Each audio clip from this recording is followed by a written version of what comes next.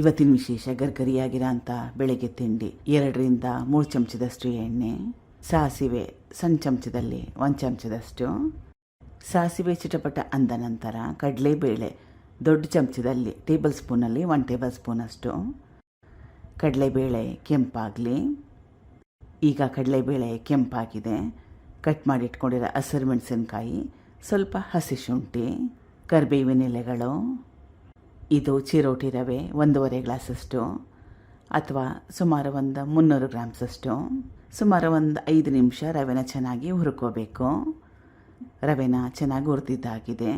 ಬೇರೆ ಸ್ಟೆಪ್ಪುಗಳನ್ನ ಮಾಡ್ಕೊಳ್ಳೋಕೆ ಮುಂಚೆ ಹುರ್ಕೊಂಡಿರೋ ರವೆ ತಣ್ಣಗಾಗಬೇಕು. 1.5 ಗ್ಲಾಸಷ್ಟು ಹುಳಿ ಮೊಸರು, ಸ್ವಲ್ಪ ನೀರು, ಅರ್ಧ ಗ್ಲಾಸಷ್ಟು, ರುಚಿಗೆ ತಕ್ಕಷ್ಟು ಉಪ್ಪು, ಕ್ಯಾರೆಟ್ ತುರಿ, ಬಟಾಣಿ, ಕೊತ್ತಂಬರಿ ಸೊಪ್ಪು ಚೆನ್ನಾಗಿ ಕಲಿಸ್ಕೋಬೇಕು. ಇದನ್ನು ಸುಮಾರು ಒಂದು 10 ನಿಮಿಷ ರೆಸ್ಟ್ ಮಾಡೋಕ್ಕೆ ಬಿಡಬೇಕು. ರವೆ ನೆನೆಯಬೇಕು. 10 ನಿಮಿಷ ಆದಮೇಲೆ ಹೆಂಚಿನ ಕಾಯಕ್ಕೆ ಇಟ್ಕೊಂಡಿದ್ದೆ ಮೊದಲೇ.